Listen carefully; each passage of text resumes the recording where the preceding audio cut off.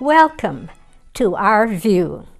I am the producer and host, Lorrie Hull Smithers, and this show airs at least 5 times a week for a month and often more times. It airs on Sunday at 3:30 a.m. and 11:30 a.m., on Monday at 7 a.m., on Thursday at 8:30 p.m., and Saturday at 5:30 p.m.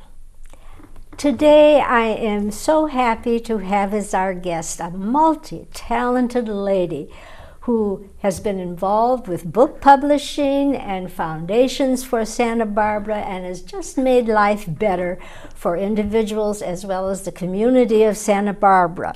And that is Cathy Feldman. So let's start, Cathy, from the beginning with your life, and then tell us how you started Blue Point Publisher, and then we'll also talk about the foundation and the award dinner on May 8th. So we'll start with your life. Okay, great. Thank you, Lorrie. Well, I was born in South Bend, Indiana, and I worked my way, ultimately ended up in Santa Barbara via France and the University of Iowa, but ultimately I ended up in LA.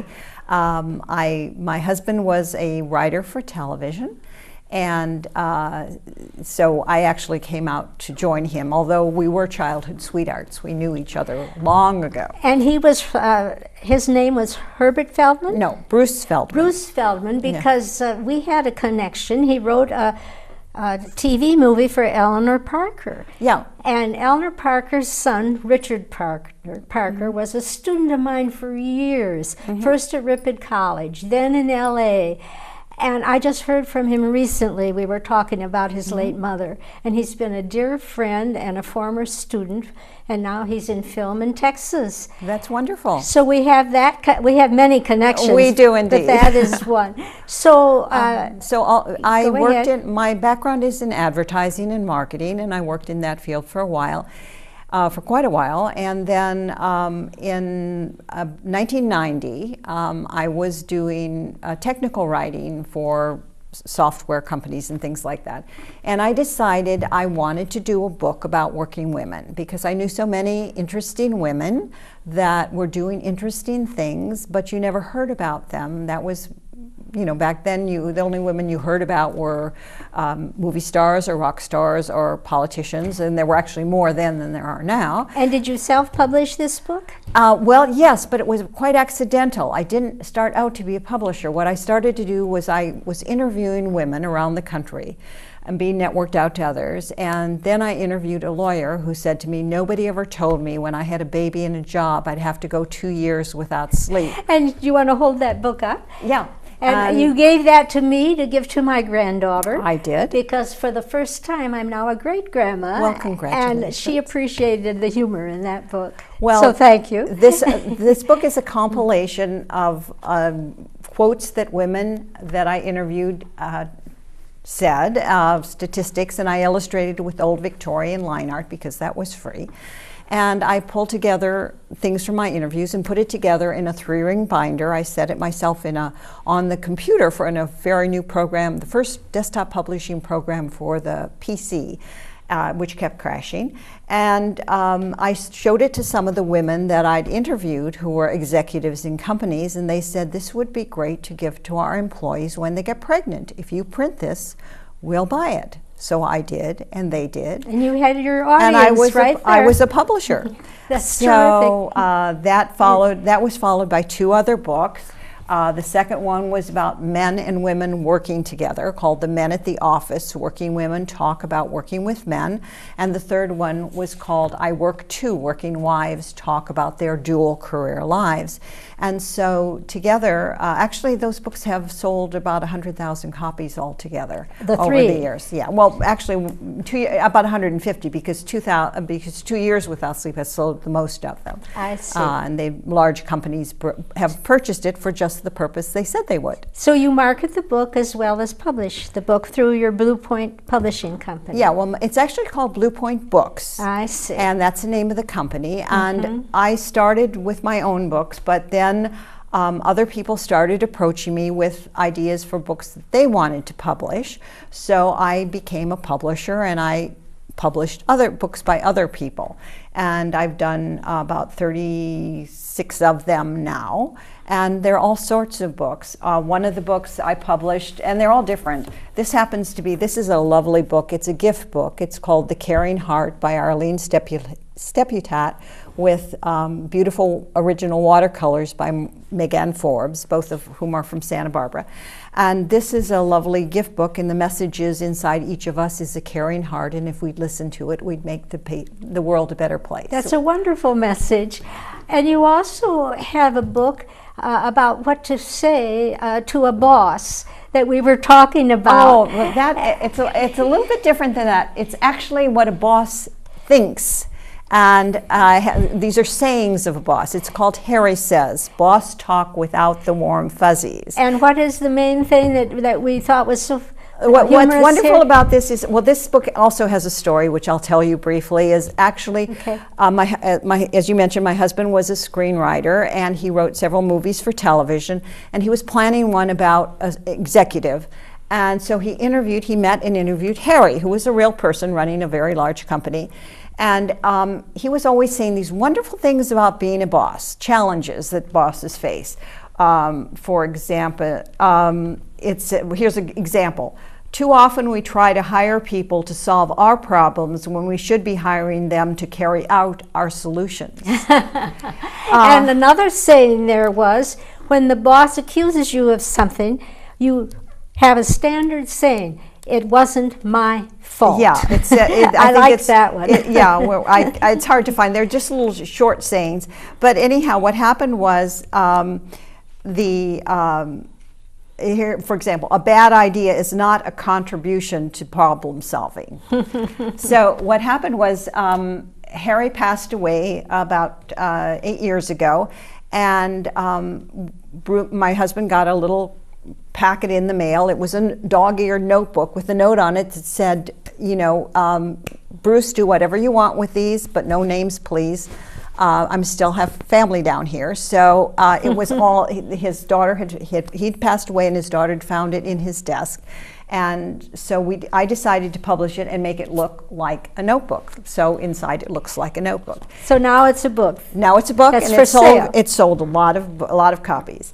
And I've done many other books. Another one that's just wonderful is, and we were talking about Sarah Miller McCune, and she suggested I do this. This was a wonderful book called The Blind Doctor. It's about the first blind doctor in America.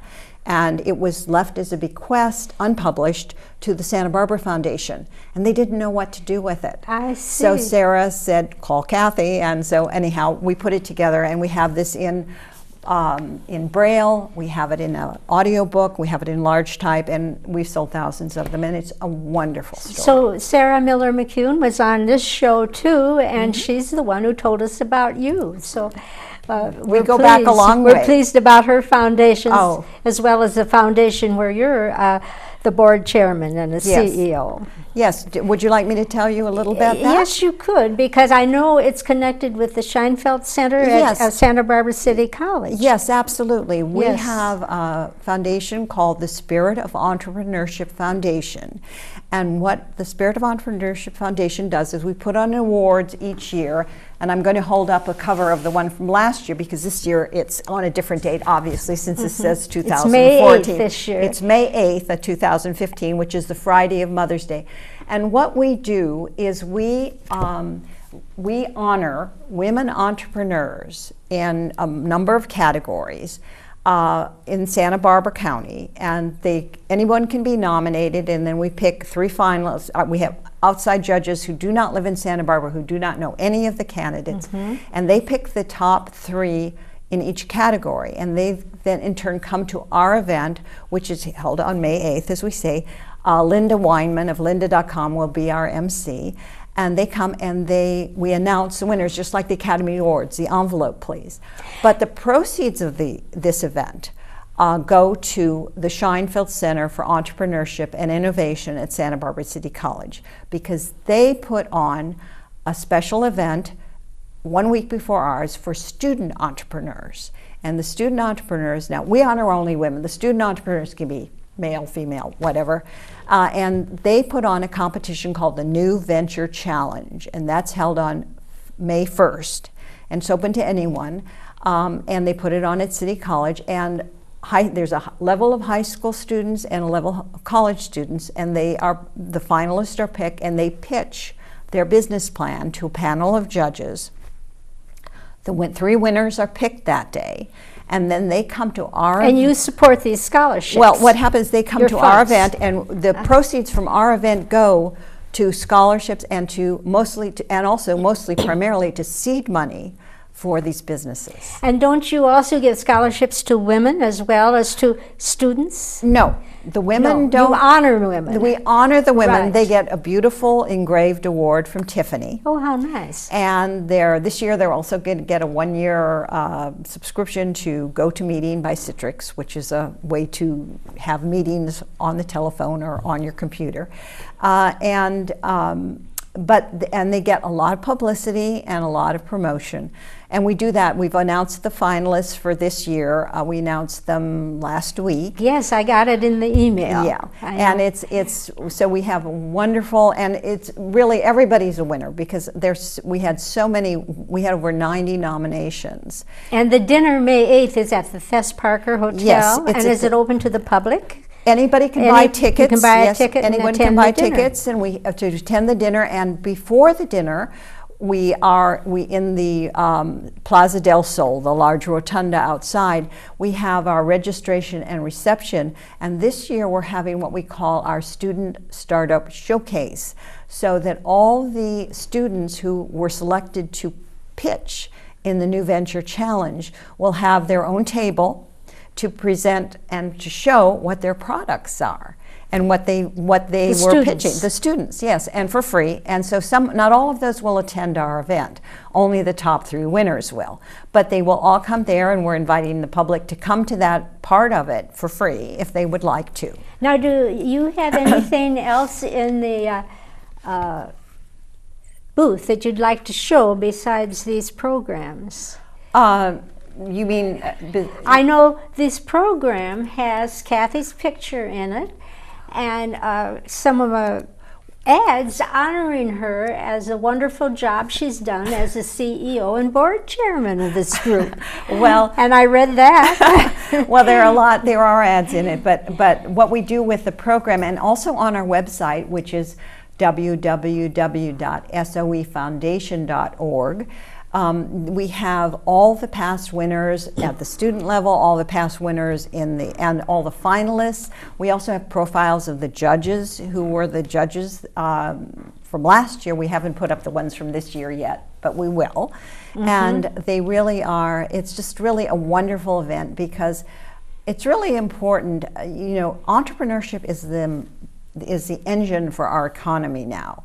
And the women, there are so many interesting women entrepreneurs, you're one, well, thank you. In Santa Barbara County, all over the country really, but in Santa Barbara County. And so this is a way to recognize so many different women who have, their businesses I never even knew about. Mm-hmm. Seriously, every year I learn more about some business that I never heard of before. And it's quite amazing. My business is teaching private and acting lessons and acting classes mm-hmm. here and in Santa Monica. And as you know, selling my book and DVDs. Absolutely. On Amazon and all over. And that's how you found out about me. Absolutely. Right. Absolutely. Yes. Yes. So you have wonderful sponsors too. Oh, we do. We have this program. Yes, Bank of Montecito has been a wonderful sponsor for many, many years. Mm-hmm. They actually, since the inception, this is our 5th award ceremony. This will be the 5th one we've put on, and many of the people who have won in the past continue to be supporters and have gone on to started new businesses even. It's quite amazing how an entrepreneur is an entrepreneur forever. So there's always something new to be done and new to gain. And we find that the women are really great role models for the students. And what's interesting about the students, some of our student winners from previous years have come up with amazing ideas that have been very successful. For example, the first place winner in the college level in 2012 came up, his idea was for a garden on wheels. And what it is, it was a portable garden that could be adjusted in height. So for people who lived in small places, but even more important, for people who were confined to wheelchairs, so they could still, or couldn't bend over anymore. So he had a retirement community buy a lot of them. He's also marketed them in schools as well, so students can go in and learn how to garden in a very small space. And we originally gave him, from this foundation, gave him $5,000 as seed money. And he used that, which was the first thing he used it for was very smart. He bought out his partner. And then he had some design modifications done. And then he went on to pitch to another place, and he got an investor almost immediately. So at this point, his product exists. It's online. And his company is worth $2 million. And I read about that. He's all of 21 years old at the time he started. I read about that in your yes, we have it in the program. Right. It's just quite amazing, and we have many others. We've had many others who do interesting things as well, and this is where, you know, our mission, the mission of the foundation, is to support entrepreneurship at all levels in Santa Barbara County, and that's why we do and that. It's certainly an asset to Santa Barbara County. It's wonderful. And I think, but you are a living example of what you've been promoting for 5 years as board chairman of this group. So let's go back now to your it's called Blue Books. Blue Point Books. Blue Point Books. You're yes. publishing. Yeah. Don't you also give talks someplace about how people can self-publish? Yeah, well, I did that recently, and you know, publishing has gotten a lot easier for almost anyone, because what we have now is what's called print on demand. It used to be print on demand was very expensive, but now it's not. And there are several resources for that. The first is one of the ones I use frequently, and a good example is the Blind Doctor, for example. We printed 16,000 of these books. I was down to my last box. And this is print on demand, or originally? Originally, they were printed. I see. They were printed the old-fashioned way. And when I realized, so what I did was I put the file up on. Amazon has a print-on-demand arm called CreateSpace, and so I put the file up on CreateSpace.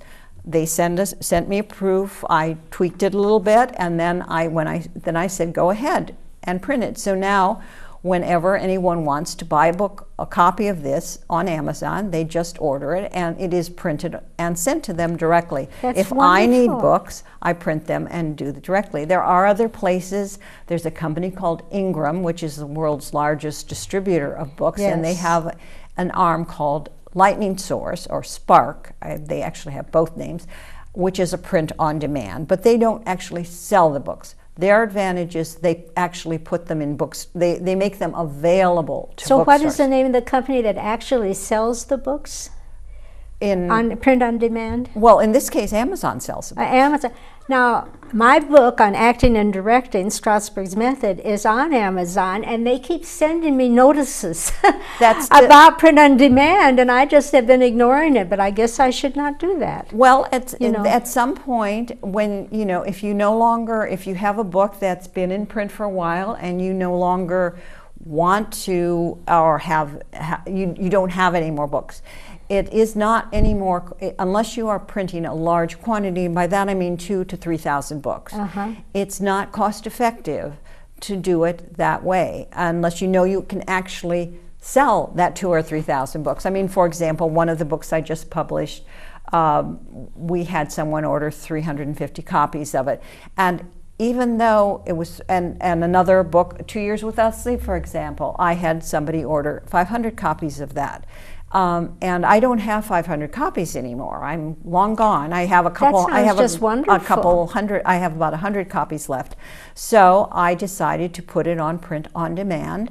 And they, after checking it again with a proof, then they printed it and sent it to the company. And I never had to handle the books at all. That's terrific. Yes, I'm fortunate that I have a business manager who does all the mailing, because Amazon also has the 2 DVDs I did about acting and directing. And at my age, I just don't want to mail things out. You know. And it's also possible for people, for example, if they have a book of poetry or they have something like that.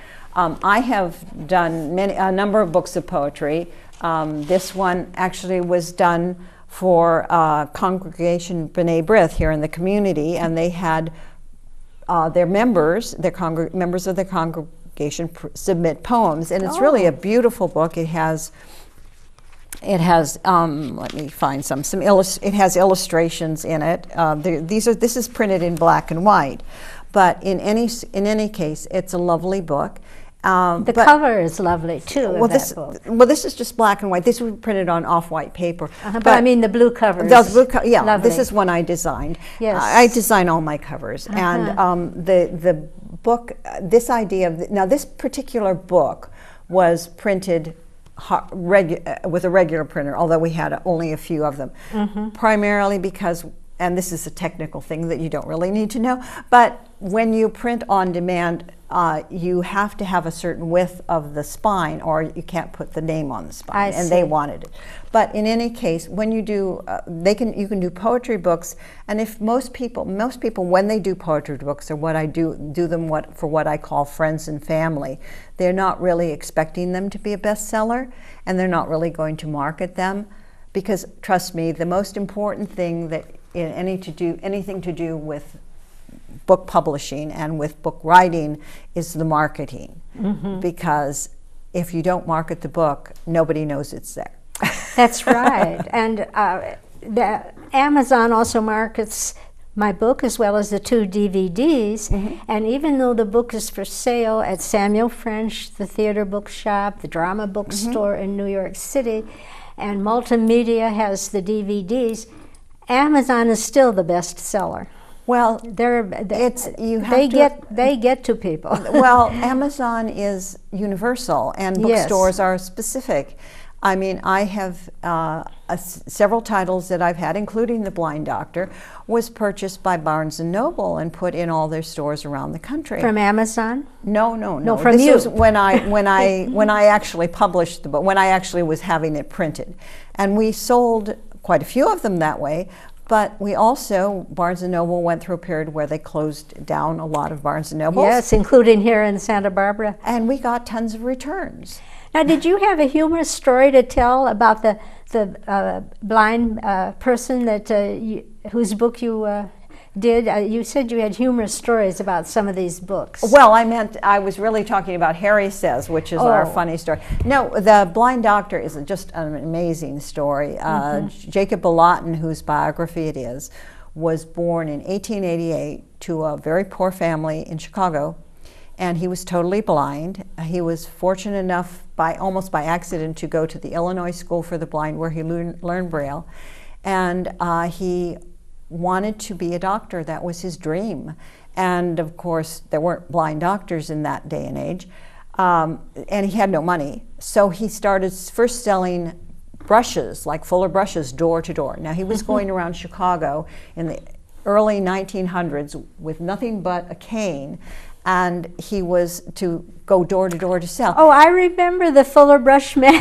Yes, well, coming to my grandparents in Iowa. Exactly, and then if you imagine that, then he graduated to typewriters, and he went around the country selling typewriters, and he managed to earn enough money to go to medical school, and he was so good. He specialized in the heart and lungs, and he became one of the top heart and lung doctors in Chicago at that time. He, of course, didn't operate, but as a diagnostician. When he died at the age of 36, because he'd always volunteered at tuberculosis clinics, and ultimately he caught tuberculosis. But at the time he died, he was going around the country talking about a fair deal for the handicapped. He was teaching at 3 medical hospitals. He was volunteering at tuberculosis clinics, and he had a private practice. All in Chicago? All in Chicago, and when he died, 5,000 people attended his funeral. Oh. And he also started the first blind Boy Scout troop. Mm-hmm. So he was quite an amazing man. Yes.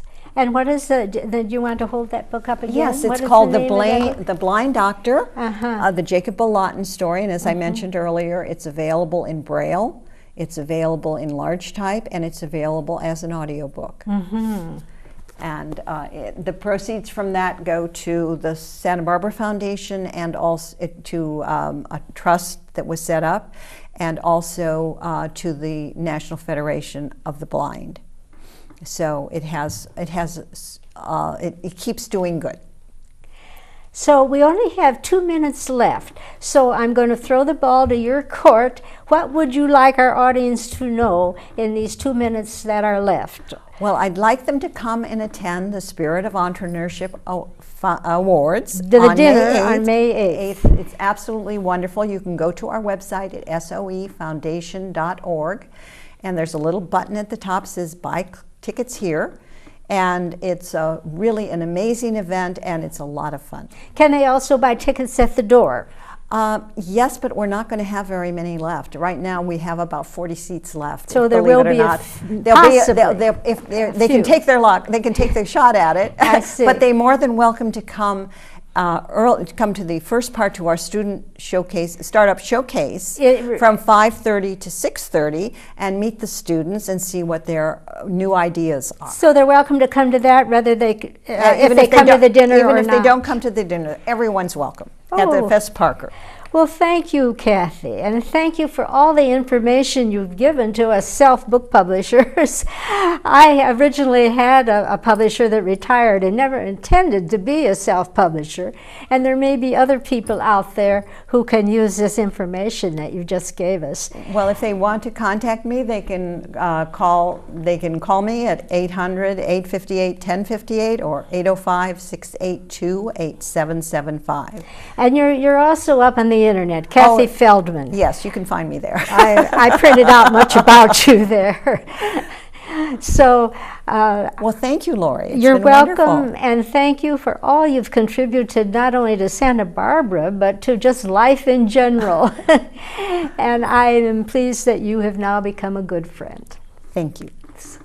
So I think that concludes our show, and we will see you again next time. I think Lois